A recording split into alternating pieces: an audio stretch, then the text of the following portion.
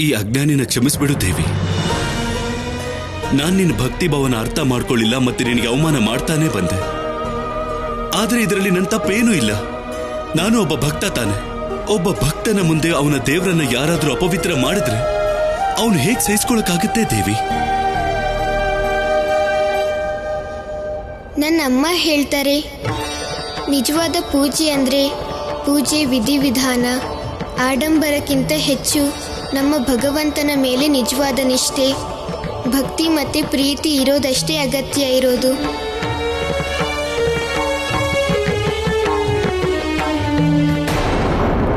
ಭಗವಂತ ಕೇವಲ ಭಾವ ನೋಡೋದು. ಇದು ಇವರ ಪ್ರೇಮ ಭಾವ ಆಗಿತ್ತು. ಇವರು ಕೇವಲ ಮಹಾದೇವನ ಮೇಲಿರೋ ಜೇಡನ ಓಡ್ಸೋಕ್ ನೋಡಿದ್ರು. ಅವರ ಅದೇ ಪ್ರೇಮ ಭಾವನ ಮೆಚ್ಚಿ ಮಹಾದೇವ ಇವರ ಪೂಜೆನ ತಾನೇ ಬಂದು ಸ್ವೀಕಾರ ಮಾಡಿದ್ದಾರೆ. ಇವತ್ತು ನನ್ನ ಕಣ್ ತೆರೀತು. ಭಕ್ತಿಗೆ ನಿಜವಾದ ಅರ್ಥ ಗೊತ್ತಾಯ್ತು ನನಗೆ. ಭಗವಂತ ಆಡಂಬರಕ್ಕಲ್ಲ ಪ್ರೀತಿಗೊಲಿತಾನೆ.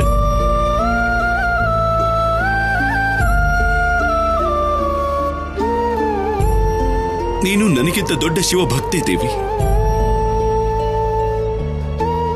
ನಿನ್ನ ಪತ್ನಿ ರೂಪದಲ್ಲಿ ಪಡೆದಿದ್ದು ನನ್ನ ಪಾಲಿಗೆ ಸೌಭಾಗ್ಯ ಆಗಿತ್ತು. ಮತ್ ನಿನ್ನ ತೆರೆಸಿದ್ದು ಅದು ನನ್ನ ದೊಡ್ಡ ಅಪರಾಧ ಆಗಿತ್ತು ದೇವಿ. ನಾನು ನನ್ನ ತಪ್ಪನ್ನ ಸರಿ ಮಾಡ್ಕೋಬೇಕು ದೇವಿ.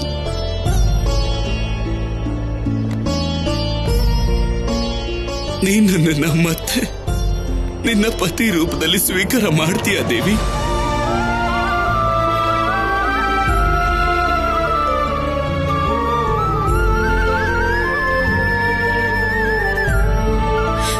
ಸ್ವಾಮಿ, ನನ್ನನ್ನ ದೂರ ಮಾಡ್ಕೊಂಡಿದ್ದು ನೀವು, ನಾನಲ್ಲ.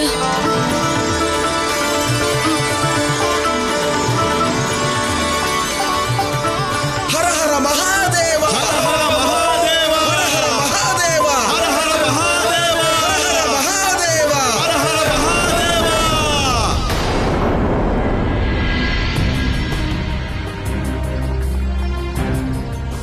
ಎಲ್ರು ಎಲ್ಲಿ ಹೋಗಿದ್ದಾರೆ? ಗೆಳೆಯ ಶಿವನು ಮನೇಲಿಲ್ಲ. ಅವನ್ ಜೊತೆ ಆಟ ಆಡಾದ್ರು ನಾನು ಹಸುವನ್ನ ಮರಿಬಹುದಾಗಿತ್ತು. ಯಾರ ಹತ್ರ ಕೇಳಿ ಊಟನ?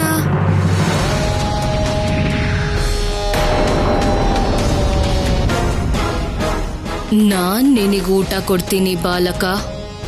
ವಿಷ ಬೆರ್ಸಿರೋ ಊಟ. ಅದಕ್ಕೆ ನೀನು ಬಲಿಯಾಗೋಗ್ತೀಯ.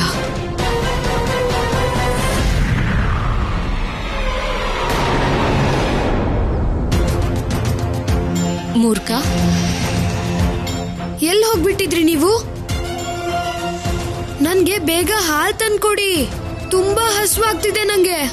ಈಗ್ಲೇ ತರ್ತೀನಿ.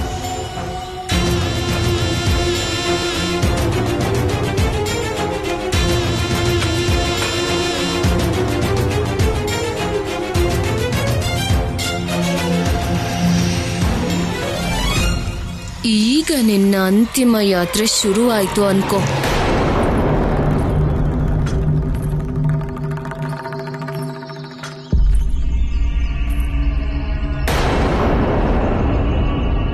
ಏನಾಯ್ತು ಗೆಳೆಯ?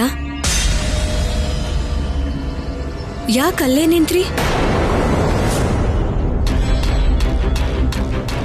ತಗೋ.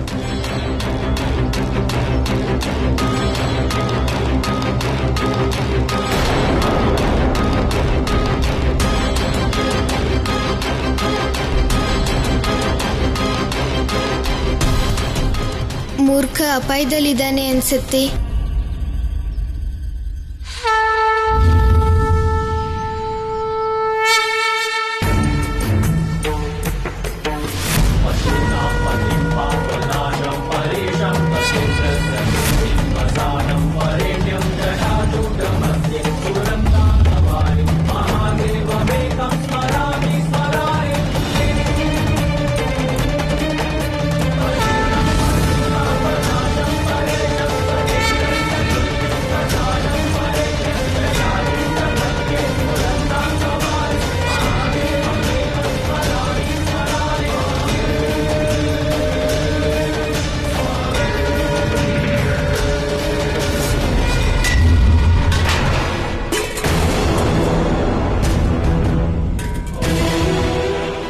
ಪಾತ್ರೆ ಇವಾಗ್ಲೇ ಬೀಳ್ಬೇಕಾಗಿತ್ತ? ನೀನ್ ಯಾಕೆ ನಿಲ್ಲಿಸ್ಬಿಟ್ಟೆ? ನೀನ್ ಹಾಲ್ ಕುಡಿ, ಬೇಗ ಕುಡಿ. ಆ ಪಾತ್ರೆ ಬಿದ್ದೋಯ್ತು. ಬಿದ್ರೆ ಬೀಳ್ಲಿ ಬಿಡು. ನೀನ್ ಆದಷ್ಟು ಬೇಗ ಹಾಲ್ ಕುಡ್ದು ಈ ಪಾತ್ರೆ ನನಗ್ ಕೊಟ್ಬಿಡು.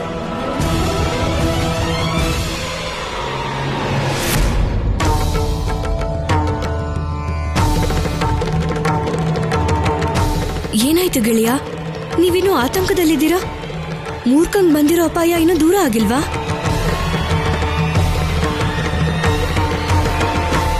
ಮೂರ್ಖ ಮೂರ್ಖ,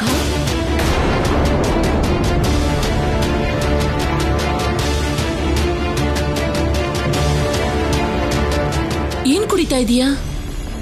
ಹಾಲು. ಹಸ್ವಾಗಿತ್ತಮ್ಮ. ಸ್ನಾನ ಮಾಡದೆ ಹಾಲು ಕುಡಿತಾ ಇದ್ಯಾ? ಇದೇ ಸಂಸ್ಕಾರ ಕೊಟ್ಟಿದ್ನ ನಾನ್ ನಿನ್ಗೆ? ಇವಳು ಈಗ್ಲೇ ಬರ್ಬೇಕಾಗಿತ್ತ?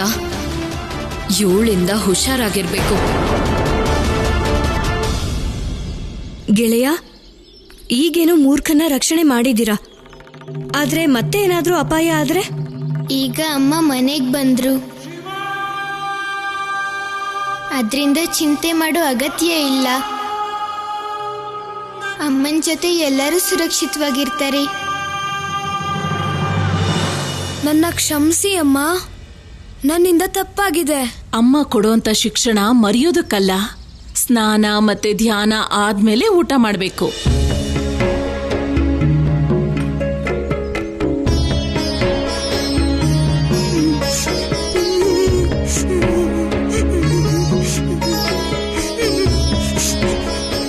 ಮೂರ್ಖ, ಅಮ್ಮ ಕೊಡೋ ಶಿಕ್ಷಣ ಅಳೋ ಹಾಗೆ ಮಾಡಲ್ಲ, ಆದರ್ಶ ಜೀವನವನ್ನ ನಿರ್ಮಾಣ ಮಾಡತ್ತೆ. ನಾನು ನಿಮ್ ಮಾತುಗೆ ಅಳ್ತಿರೋದಲ್ಲ ಅಮ್ಮ, ನಾನು ನನ್ನ ಗೆಳೆಯ ಶಿವನ್ಗೋಸ್ಕರ ಅಳ್ತಿರೋದು. ಅವನ್ನ ಬಿಟ್ಟು ನನ್ನ ಕೈಲಿರೋಕ್ ಆಗ್ತಿಲ್ಲ. ಮಾನಸಿಕವಾಗಿ, ಶಾರೀರಿಕವಾಗಿ ಎರಡೂ ರೀತಿಲೂ ನಾನು ಏನನ್ನೋ ಕಳ್ಕೊಂಡಿರೋ ಹಾಗನ್ನಿಸ್ತಾ ಇದೆ ಅಮ್ಮ. ನಿನಗೆ ಹೀಗನ್ಸಿದ್ರೆ ನನಗ್ ಹೇಗಾಗಿರ್ಬೇಡ, ಯೋಚನೆ ಮಾಡು. ಆದ್ರೆ ನನ್ನ ಪರಿಸ್ಥಿತಿನ ಯಾರೂ ಅರ್ಥ ಮಾಡ್ಕೊಳ್ತಿಲ್ಲ. ದೇವಿ ಪಾರ್ವತಿಗಂತೂ ಖಂಡಿತ ಅರ್ಥ ಆಗಲ್ಲ. ಅಲ್ಲಿ ಮೂರ್ಖನ್ಗೆ ನಾನಿಲ್ದೆ ಇರೋಕ್ಕಾಗ್ತಾ ಇಲ್ಲ. ಗೆಳತಿ, ಮೂರ್ಖನ ಜೊತೆಗೆ ಕರ್ಕೊಂಡ್ ಬರ್ಬೇಕಿತ್ತು. ಅವರು ನಿಮ್ಮನ್ನ ತುಂಬಾ ಹಚ್ಕೊಂಡಿದಾರಲ್ಲ? ಹೌದು. ಯಾರು ಯಾರನ್ನ ತುಂಬಾ ಹಚ್ಕೊಂಡಿರ್ತಾರೋ ಅಂಥವ್ರು ದೂರ ಆದ್ಮೇಲೆ ಅವ್ರಿಗೆ ಅಷ್ಟೇ ನೋವಾಗುತ್ತೆ.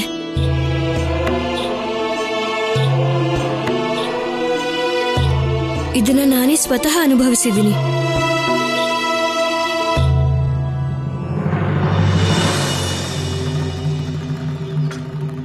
ನನಗೆ ಅರ್ಥ ಆಗತ್ತೆ. ಮಹಾದೇವನಿಂದ ದೂರ ಆಗಿರೋ ನಿಮ್ ನೋವನ್ನ.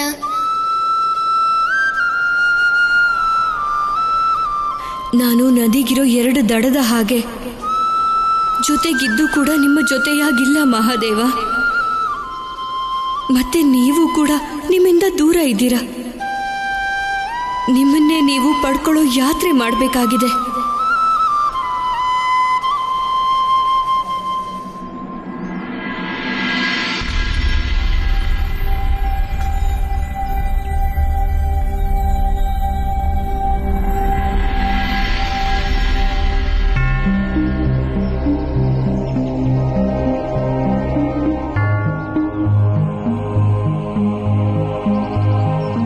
ಗೆಳೆಯ, ನಾವು ದಾರುಕಾ ವನಕ್ಕೆ ಬಂದಾಯ್ತು. ಹಾಗೆ ಅನ್ಸುತ್ತೆ. ಇದೇ ವನ ಇರಬೇಕು. ಇಲ್ಲಿ ನಮ್ಗೆ ಆ ಔಷಧಿ ಸಿಗುತ್ತೆ.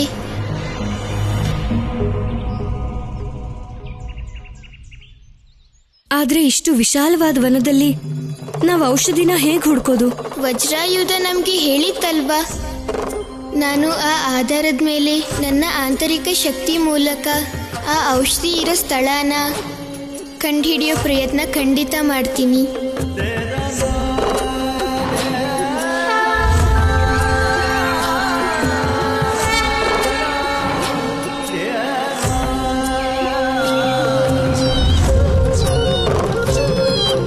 ಔಷಧಿ ಇರೋ ಸ್ಥಳ ಗೊತ್ತಾಯ್ತಾ ಗೆಳೆಯ? ಆ ಸಂಗೀತದ ಸ್ವರ ನಿಮ್ಗೆ ಯಾವ ದಿಕ್ಕಿಂದ ಕೇಳಿಸ್ತಾ ಇದೆ?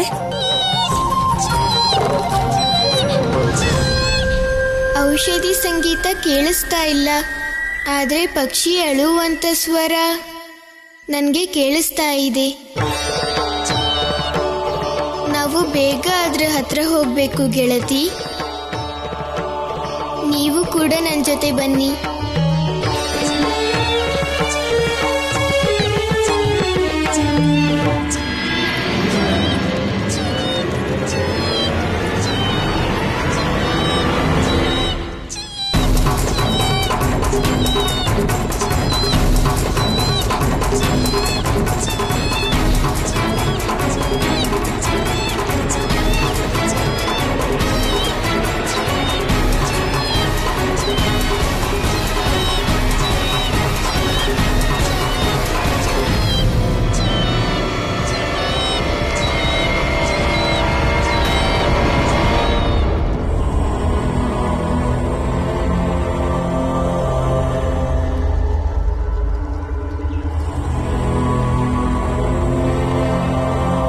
ಯಾಕೆ ಪಕ್ಷಿ, ಯಾಕೆ ಆತ್ಮಹತ್ಯೆ ಮಾಡ್ಕೊಳಕ್ ಹೋದೆ?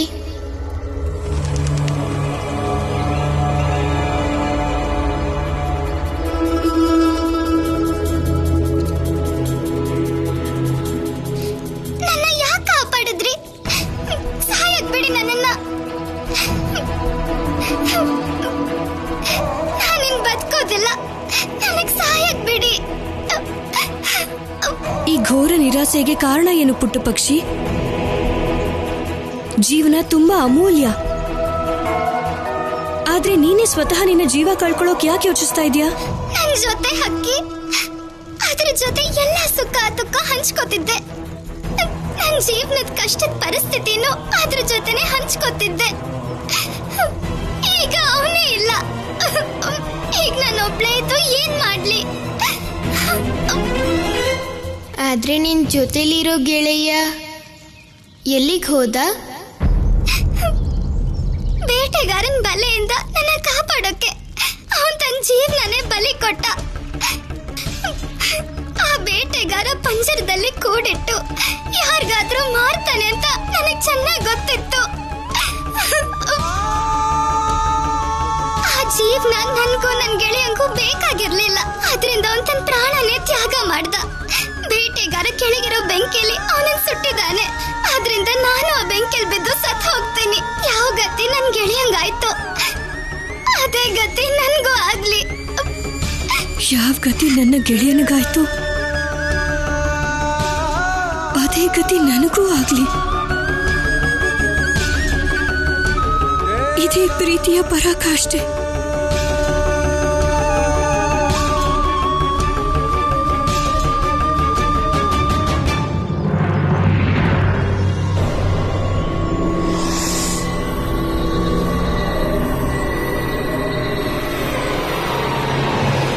ದಾರುಕವನ? ಆ ವನದ ಯಜಮಾನಿ ನನ್ನಮ್ಮನ ಶಿಷ್ಯೆ ದಾರುಕ. ಆದ್ರೆ ಇವರು ಖಂಡಿತ ನಂದಿ ಚಿಕಿತ್ಸೆಗೆ ಔಷಧಿ ತರೋದಕ್ಕೆ ಹೋಗಿದ್ದಾರೆ. ಆದ್ರೆ ನಾನು ಇವರನ್ನ ಹೇಗಾದ್ರೂ ತಡಿಲೇಬೇಕು. ಈಗೇನ್ ಮಾಡ್ಲಿ? ಅಣ್ಣ ತಪಸ್ಸಿನಲ್ಲಿದ್ದಾನೆ, ಅಮ್ಮ ಮೌನ ವ್ರತದಲ್ಲಿದ್ದಾರೆ. ನಾನೇ ಏನಾದ್ರೂ ಮಾಡ್ಬೇಕು. ನಾನಿನ್ ತಡ ಮಾಡಬಾರ್ದು. ಈಗ್ಲೇ ದಾರುಕ ವನದಲ್ಲಿ ದಾರುಕನ ಹುಡುಕ್ಬೇಕು. ಇಲ್ಲ ಹಕ್ಕಿ, ನೀನೀಗ ಮಾಡಕ್ ಹೊರಟಿರೋದು ಆತ್ಮಹತ್ಯೆ. ಮತ್ತೆ ನನ್ನ ಅಮ್ಮ ಹೇಳ್ತಾರೆ ಯಾರೂ ಆತ್ಮಹತ್ಯೆ ಮಾಡ್ಕೋಬಾರ್ದು ಅಂತ. ಈ ಜೀವನ ನಮ್ದಲ್ಲ, ವಿಧಾತ ಕೊಟ್ಟಿರೋದು. ಯಾವುದು ನಮ್ದಲ್ವೋ ಅದನ್ನ ನಾಶ ಮಾಡೋದು ಅಥವಾ ಬೇರೆಯವ್ರಿಗೆ ಕೊಡೋದು ಸರಿಯಲ್ಲ. ಇದೇ ಕಾರಣಕ್ಕೆ ಆತ್ಮಹತ್ಯೆ ಮಾಡ್ಕೊಂಡ್ರೆ ಪಾಪ ಅಂತಾರೆ.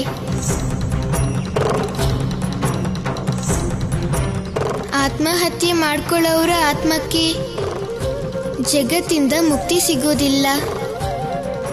ಆ ಆತ್ಮ ಎಷ್ಟೋ ಕಾಲದ ತನಕ ಅಲಿತಾ ಇರಬೇಕಾಗತ್ತೆ. ಆತ್ಮಹತ್ಯೆ ಜೀವನದಲ್ಲಿ ಸೋತಿರೋ ಅರ್ಥ ಕೊಡುತ್ತೆ ಪುಟ್ಟ ಪಕ್ಷಿ. ಆತ್ಮಹತ್ಯೆ ಹೇಡಿಗಳ ಲಕ್ಷಣ. ಜೀವನ ಸೋಲ್ಗಲ್ಲ, ವಿಜಯಕ್ಕೆ ಸಂಕೇತ. ಜೀವನದಲ್ಲಿ ನಾವು ಸೋಲು ಒಪ್ಕೊಳ್ಬಾರ್ದು. ಯಾರು ಜೀವನದ ಕಷ್ಟಕ್ಕೆ ಸೋಲೋದಿಲ್ವೋ ಅವರು ಕೊನೆವರೆಗೂ ಗೆಲ್ತಾರೆ. ಆದ್ರೆ ನಾನು ನನ್ನ ಗೆಳೆಯ ಇಲ್ಲದೆ ಬದುಕೋದು ಹೇಗೆ?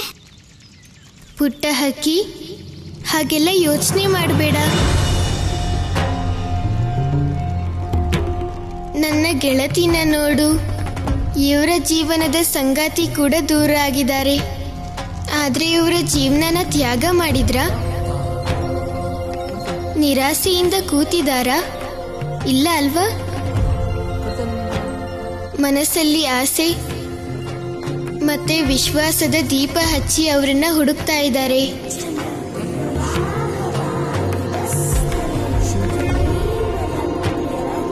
ಹೇಗೆ ವಿಶ್ವಾಸದಿಂದ ಮಾಡೋ ಕೆಲಸದಲ್ಲಿ ಗೆಲುವು ಖಂಡಿತ ಸಿಗುತ್ತೆ.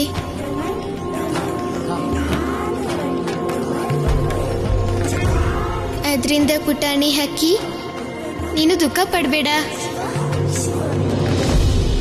ನನ್ನನ್ನು ತಡಿಬೇಡಿ, ನನಗಿನ್ನು ಬದುಕೋ ಆಸೆ ಉಳಿದಿಲ್ಲ.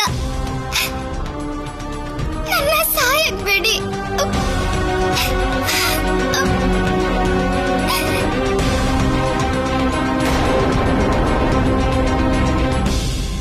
ಮಕ್ಕಳ, ನಾನಿವತ್ತು ಸ್ವಸ್ತಿ ಮಂತ್ರದ ಪಾಠ ಮಾಡ್ತೀನಿ. ನಾನು ಪ್ರತಿ ಪಂಕ್ತಿ ಹೇಳಿದ ಮೇಲೆ ನೀವು ಆ ಪಂಕ್ತಿನ ಉಚ್ಚರಿಸೋ ಪ್ರಯತ್ನ ಮಾಡಬೇಕು. ಓಂ ಸ್ವಸ್ತಿನ ಇಂದ್ರೋ ಸ್ವಸ್ತಿನ ಇಂದ್ರೋ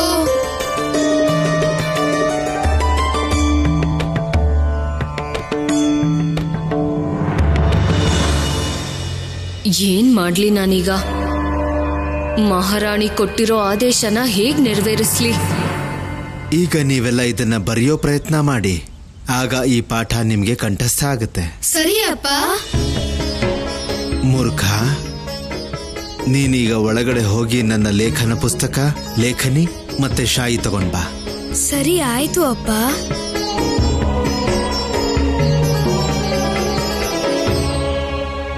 ಅವಕಾಶ ಕೊನೆಗೂ ಸಿಕ್ಬಿಡ್ತು.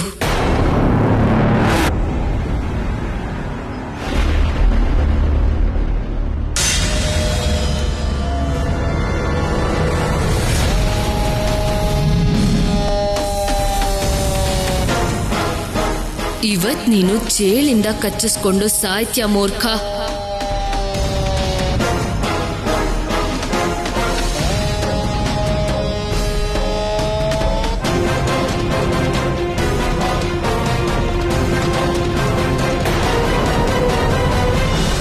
ನಿಮಗೆ ನೆನಪಿದೆ ಅಲ್ವಾ, ವಿದ್ಯೆ ಕಲಿಯೋದಕ್ಕೆ ಸರಿಯಾದ ಸಮಯ ಅಂದ್ರೆ ಬ್ರಾಹ್ಮಿ ಮುಹೂರ್ತ.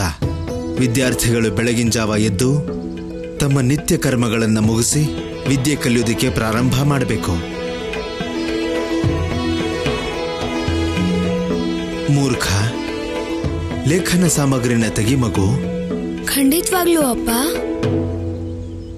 ಋಷಿವರ್ಯ, ನೈವೇದ್ಯ ಸಿದ್ಧ ಆಗಿದೆ, ಒಂದ್ಸಲ ಬಂದ್ ನೋಡಿ. ನಾನು ಸ್ವಲ್ಪ ಒಳಗಡೆ ಹೋಗಿ ಬರ್ತೀನಿ. ಅಷ್ಟರಲ್ಲಿ ನೀವೆಲ್ಲ ಬರೆಯೋದಿಕ್ಕೆ ಪ್ರಯತ್ನ ಮಾಡಿ. ಖಂಡಿತವಾಗ್ಲೂ ಅಪ್ಪ.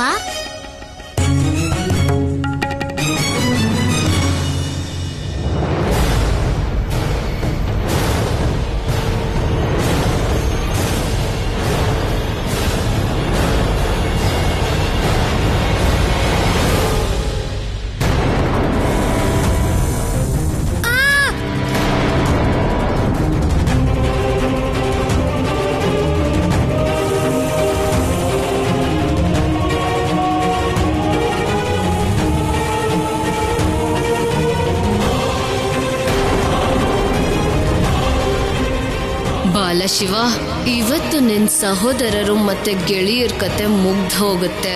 ಮಹಾರಾಣಿ ಕೊಟ್ಟಿರೋ ಕೆಲ್ಸನೂ ಆಗೋಗುತ್ತೆ. ನನ್ನ ಅಮ್ಮ ಒಂದ್ ಕತೆ ಹೇಳಿದ್ರು. ಸತಿ ಸಾವಿತ್ರಿದು. ಅವ್ರಿಗೆ ತಮ್ಮ ಪತಿ ಅಂದ್ರೆ ತುಂಬಾ ಪ್ರೀತಿ. ಆದ್ರೆ ಅವ್ರ ಪತಿ ಅವ್ರನ್ನ ಬಿಟ್ಟು ಹೊರಟೋದ್ರು. ನಿನ್ ಗೆಳೆಯ ನಿನ್ನ ಬಿಟ್ಟು ಹೋಗಿರೋ ಹಾಗೆ. ನಿನಗ್ ಗೊತ್ತಾ ಅವ್ರು ಏನ್ ಮಾಡಿದ್ರು ಅಂತ? ತನ್ನ ಪ್ರೀತಿ ಬಲದಿಂದ